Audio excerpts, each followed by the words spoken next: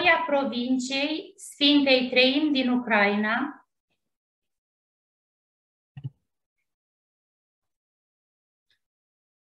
să luăm în considerare principalele repere din istoria provinciei Sfânta Treime a surorilor Ordinului Sfântul Vasile cel Mare din Ucraina, a cărei fondatoare și dezvoltare a avut loc într-o perioadă istorică dificilă, în timpul clandestinității și legalizării Bisericii Greco-Catolice Ucrainene. Reforma realizată de mitropoliții Silvestru Sempratovici și Andrei Șeptitski în anii 1897 până în 1909 au pus bazele dezvoltării mănăstirilor surorilor baziliene. Potrivit Constituției adoptate din capitolul din 1909, fiecare mănăstire, inclusiv noviciatele, erau o entitate separată sub conducerea superioarei, care se afla în subordinea episcopului local. Deci, mănăstirile de femei nu au fost centralizate într-un singur ordin, ci au fost împărțite în continuare în mănăstiri principale cu ramificațiile lor. La fiecare mănăstire principală funcționa câte un noviciat. În perioada interbelică a secolului al XX-lea, numărul surorilor a crescut și numărul mănăstirilor s-a extins. În Galiția, în 1939, erau 324 de surori baziliene care locuiau în 19 case. S-au deschis noi mănăstiri și în Statele Unite, Croația, Ungaria, Argentina și Cehoslovacia. Activitățile surorilor baziliene din vestul Ucrainei, înainte de cel de-al doilea război mondial, s-au concentrat în principal pe asistență educațională și socială.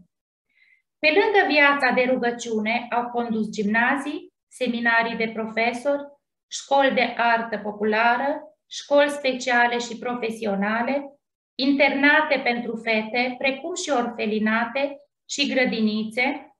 Până în anul 1939, surorile baziliene se ocupau de aproape toate instituțiile de învățământ ucrainene pentru fete.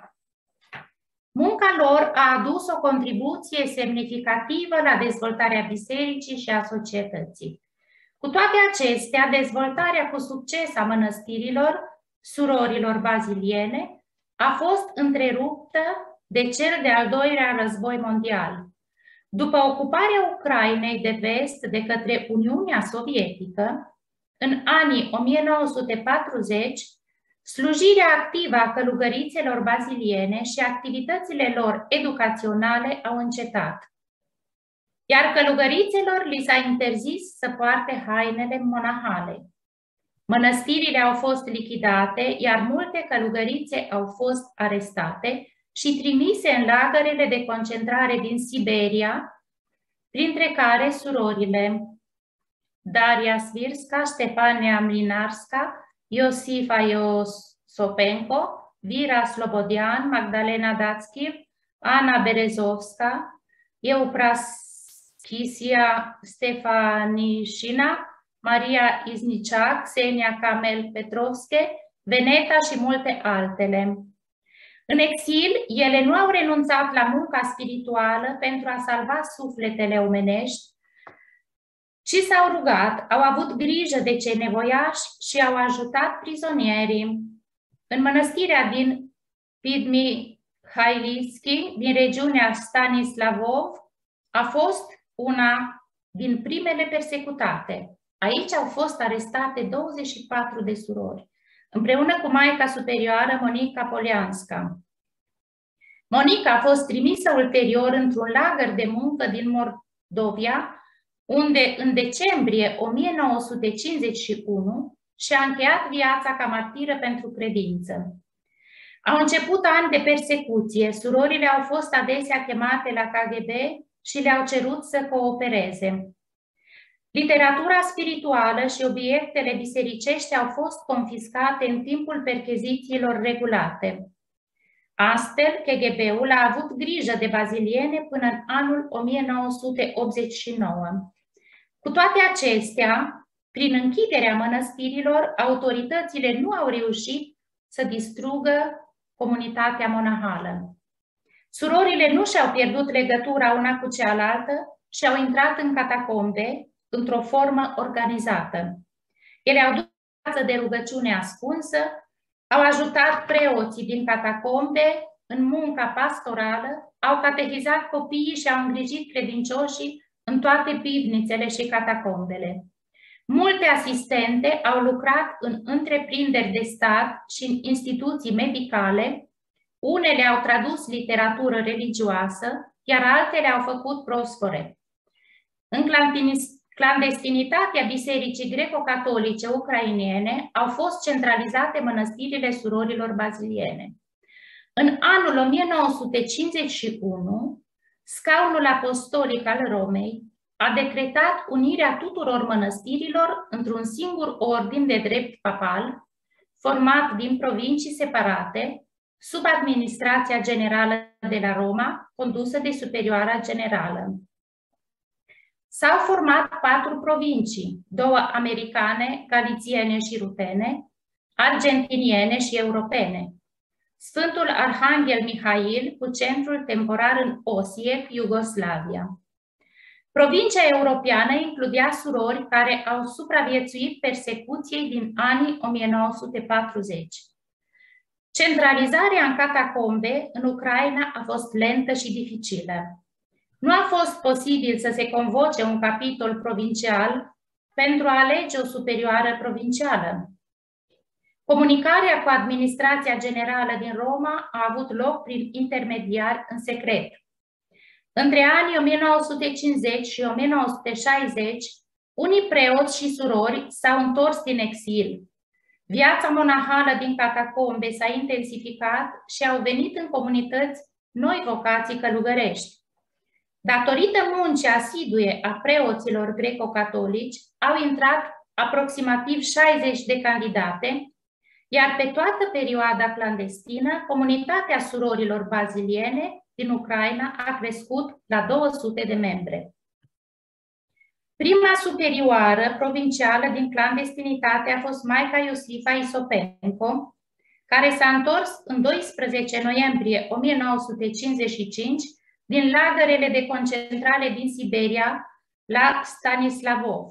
Maica Iosifa a organizat viața monahală în catacombe și un noviciat, la care s-au alăturat multe candidate tinere. Ea a vizitat și surorile din Galiția și Transcarpația, a lucrat îndeaproape cu episcopii Bisericii Greco-Catolice ucrainene și cu preoții. A fost superioară provincială până în anul 1974. Unele dintre surorile baziliene, în special de la mănăstirile din Lviv și Slovița, au refuzat să se supună superioarei Iosifa. În anul 1963, la Lviv, sub conducerea superiorului provincial bazilian, părintele Pahomius Boris, sora Marta Iurciuc a fost aleasă superioară. Deci au existat o neînțelegere între surori care s-au împărțit în 2 grupuri. Această împărțire s-a datorat faptului că unele dintre surori se aflau sub îndrumarea spirituală a părinților bazilieni, iar altele sub părinții redemptoriști. Episcopul Veliciovski a scris Romei: "De ce sunt 2 superioare provinciale?" Maica Generală a răspuns: "Să fie 2 superioare provinciale." În anul 1958, surorile baziliene din Ucraina au primit Constituția de la Roma în limba latină. A fost tradusă în ucraineană de către părintele Vasil Veliciovski împreună cu episcopul Cernetski. După moartea Martei Iurciuc în anul 1969 și Iosifei Penco în 1974, Irina Ianovici a devenit superioară provincială a provinciei Preasfânta Treime. Ea a reușit să unească toate surorile într-o singură provincie. În același timp, ea a slujit ca maestră de novice. Maica Irina a fost disponibilă tuturor, le-a tratat pe toate surorile cu iubire maternă, indiferent de ce parte au fost. Toate surorile au ascultat-o și au respectat-o ca fiind superioara lor, adică a existat o unificare de facto, și-a amintit sora Iulia Zelena. De asemenea, a predat latina și germana seminariștilor din seminarul din Catacombe. În anul 1975, Irina Ianovici, Iulia Zelena și Sebastiana Safranska s-au întâlnit cu superioara generală Emilia Procopic în Polonia. În cadrul acestei întâlniri au discutat diverse probleme și au ales numele provinciei din Ucraina, Preasfânta Treime. Maica Irina Ianovici a servit ca superioară provincială până în anul 1982. După aceea, Vasilia Nicolaiciuc a devenit superioară provincială. Iulia Zelena și Maria Duca au rămas vicare. Părinții bazilieni, părinții redemptoriști și părinții studiți au oferit direcție spirituală surorilor baziliene din Catacombe. Preoții s-au ocupat de creșterea spirituală a surorilor. Au venit să celebreze Sfânta Liturghie, au spovedit surorile și au ținut zile de reculegere spirituală și exerciții spirituale. Pe lângă îndrumarea spirituală, părinții au ajutat financiar surorile. Scrisorile scrise de surorile baziliene în timpul catacombelor sunt salvate. Sunt pline de informații secrete și au multe semnificații ascunse care pot fi înțelese doar de cele în cauză. Numele și faptele au fost prezentate simbolic. De exemplu, superioara era numită Mami, iar mitropolitul Andrei Șeptischi și episcopii care au avut grijă de ele în trecut erau numiți tătic sau bunic. A asculta sfatul unchiului însemna să asculte sfaturile episcopilor sau preoților care s-au întors deja din lagăre și puteau să ajute într-un fel sau altul surorile.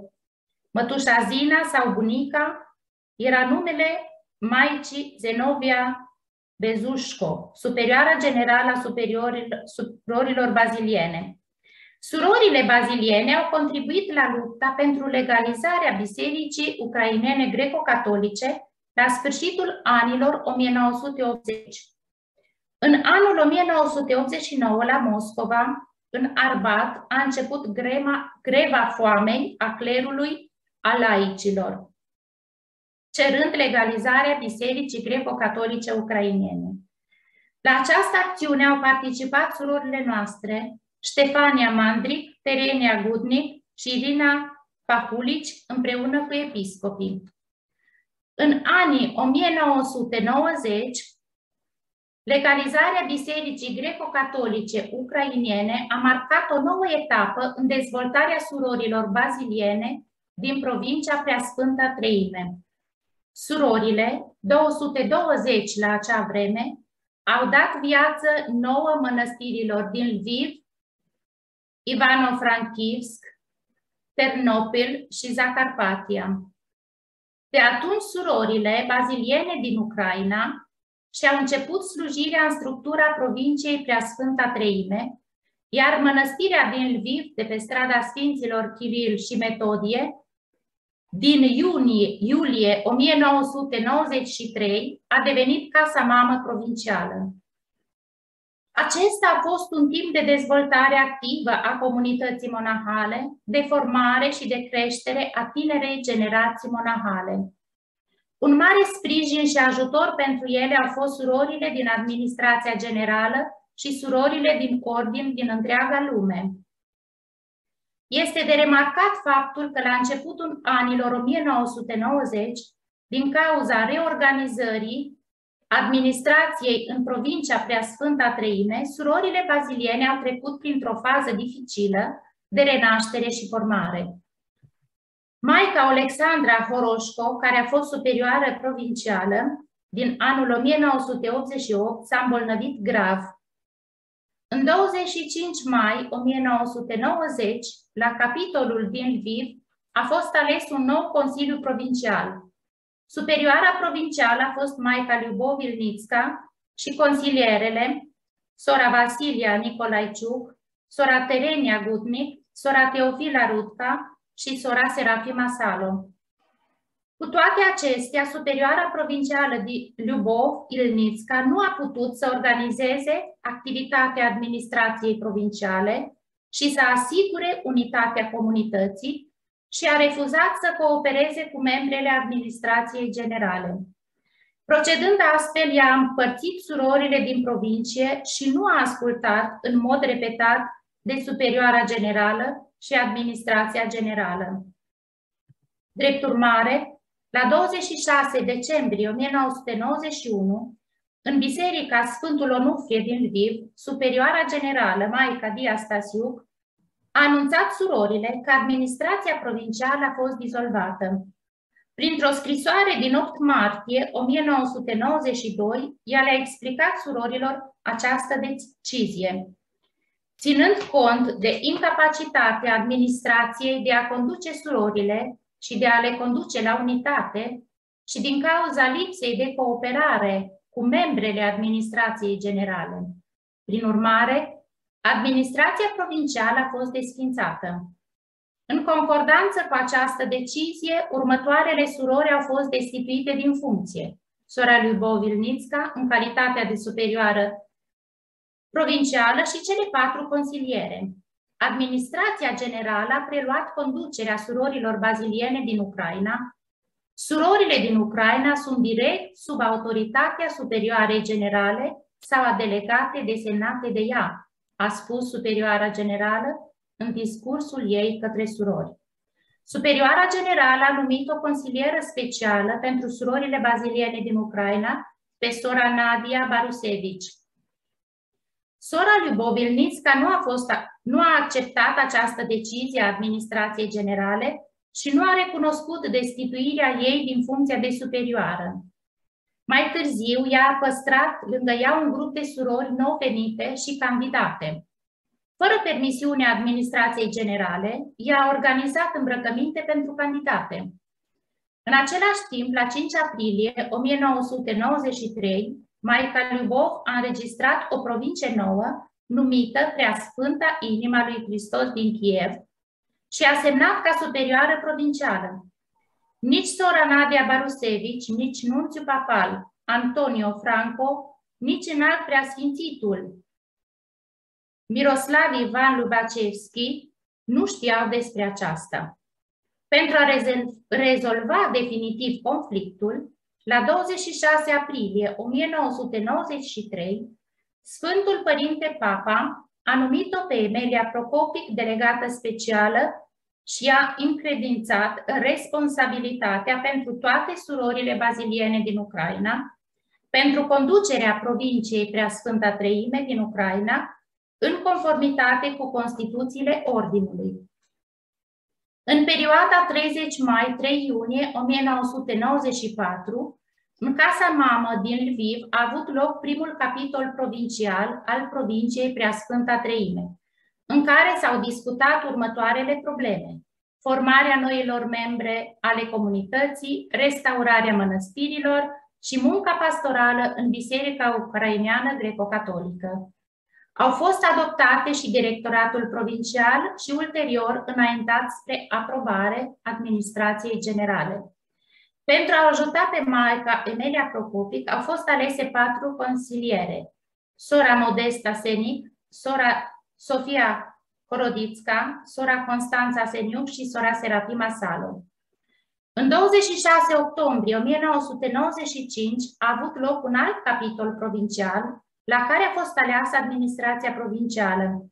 Superioara provincială Constanția Seniuc, consiliere sora Teofila Rutca, Elena Șichitca, sora Sofia Horodițca și sora Serafima Salo. Din anul 1995, la fiecare 5 ani au avut loc capitole provinciale regulate, la care au fost alese superioare provinciale: Maica Constanția Seniu, Maica Margareta Hutnic, de 2 ori, Maica Nicolae Romac și Daniela Vinic. Surorile baziliene ucrainene participă la capitolele generale de la Roma, slujesc ca și consiliere generale și slujesc biserica și poporul lor în Ucraina și în străinătate. Cu binecuvântarea lui Dumnezeu, comunitatea surorilor baziliene a crescut în anii 1990, îmbogățită cu noi vocații. În decembrie 1994, provincia Preasfânta Treime din Ucraina avea 152 de surori, cu voturi temporare și pe viață, 26 de novice și 11 postulante. În anii 2000, provincia a continuat să aibă noi vocații tinere, care s-au format în candidatura de la Lviv și în noviciatului de la Bruhovici. Formarea spirituală a surorilor durează toată viața. Surorile cu voturi temporare se adună pentru așa numitele întâlniri ale junioarelor, iar surorile cu voturi perpetue se adună pentru întâlniri ale surorilor profese, care împărtășesc cunoștințe comune, grupuri de împărtășire și recreere, care promovează dezvoltarea spirituală și umană a surorilor. Pentru a dobândi cunoștințe și calificări, surorile studiază în instituții de învățământ superior din Ucraina și din străinătate. Astfel, în perioada 1997-2022, 150 de surori au finalizat studiul. Slide-ul prezintă un tabel rezumativ al numărului de surori baziliene din provincie din anul 1939 până în anul 2020. Astăzi, comunitatea surorilor baziliene din provincia Preasfânta Treime din Ucraina are 150 de surori cu voturi pe viață, 14 cu voturi temporare și o novice. Ele trăiesc în 20 de mănăstiri situate în regiunile Lviv, Ivano-Frankivsk, Ternopil, Zacarpatia, Zaporizhia, Poltava și Jitomir. Surorile baziliene din Ucraina restaurează și întemeiază noi mănăstiri monahale, încercând să răspândească slava lui Dumnezeu și să câștige mântuirea sufletului pentru viața veșnică. În anul 2019, la Zaporizhia a fost fondată Mănăstirea Sfinților Apostol Petru și Pavel. Până atunci a existat o misiune a surorilor baziliene. În același an, la Poltava a luat ființă Mănăstirea Dormirii Maicii Domnului. În anul 2018, sediul fostei mănăstiri a Înălțării Sfintei Cruci din satul Slovița a fost retrocedat în proprietatea provinciei Preasfânta Treime a surorilor baziliene. În același timp, în ultimii 5 ani au fost închise următoarele mănăstiri și misiuni: Complexul Muzeal Memorial al Patriarhului Iosif Slipii, Mănăstirea Sfânta Fecioară Maria, Pururea Ajutătoare din Lviv și misiunea din Germania. Activitățile surorilor sunt diverse. Fiecare soră, după darurile și abilitățile sale, participă la misiunea bisericii prin slujirea apostolică.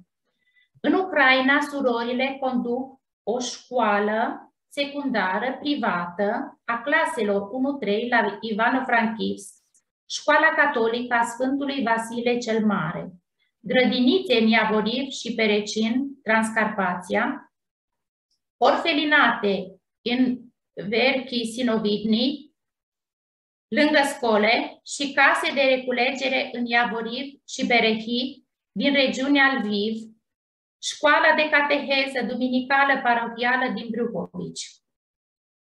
În perioada 1998 până în 2018, surorile baziliene au lucrat și la Muzeul Patriarhului Iosif Slipii din satul Zastris, din regiunea Ternopil, la Muzeul Fericitului Vasile Veliciovski din Lviv, Centrul pentru Beatificarea și Canonizarea Sfinților din Biserica Ucraineană Greco-Catolică și tururi ghidate.